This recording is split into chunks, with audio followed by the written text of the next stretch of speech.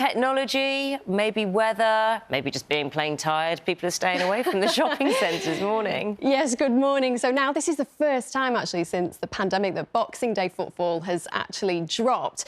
Initial data shows it was down by 7.6% from last year across all UK retail destinations. That figure was close to 10% though when it came to shopping centres.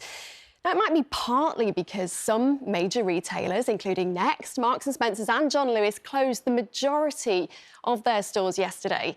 It was predicted, though, that shoppers would spend an average of £236 each in the Boxing Day sales this year, but the majority of purchases would be made online. We spoke to some shoppers in Liverpool who did hit the high street to see what they made of the sales.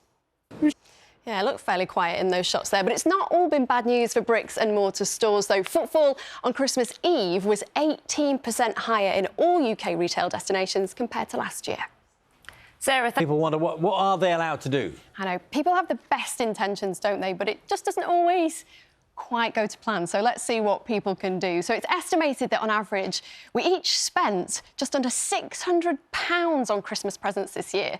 But what are your rights when those gifts go wrong or just aren't quite well received? So research by the consumer group Which found that 1 in 5 people received an unwanted or unsuitable gift last Christmas, and more than 30% of people admitted that they had got rid of the present rather than returning or exchanging it. But let's look at your consumer rights. If you bought something that arrived broken or faulty or is not fit for purpose, then you're protected by something called the Consumer Rights Act, and you are entitled to a full refund.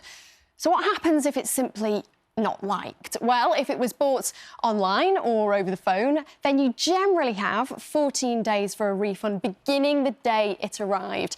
Now, in-store purchases are different. You have no legal right to a refund unless the item is faulty, but check directly with the retailer. Many are often more generous and will offer at least an exchange. Try and get a gift receipt, though, but some stores will accept exchanges without them. And what if you ordered an item for Christmas, but it didn't get there in time? What are your rights then?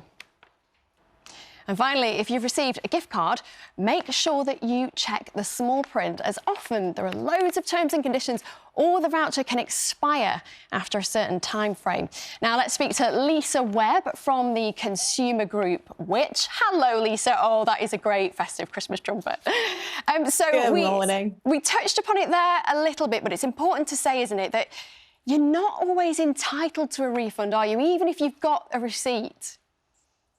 Well, it's sort of... You know, it's broken or it wasn't quite what I expected, and they are just ignoring you, not replying to emails or just fobbing you off. What can you do then? Well, actually, there are routes. Take to social media, a lot of people definitely doing that. Now, returning unwanted gifts, perhaps you don't want to offend the person that bought it for you, so you don't want to go and ask for a receipt. What can you do then? Can you still take it back? Magga and Charlie?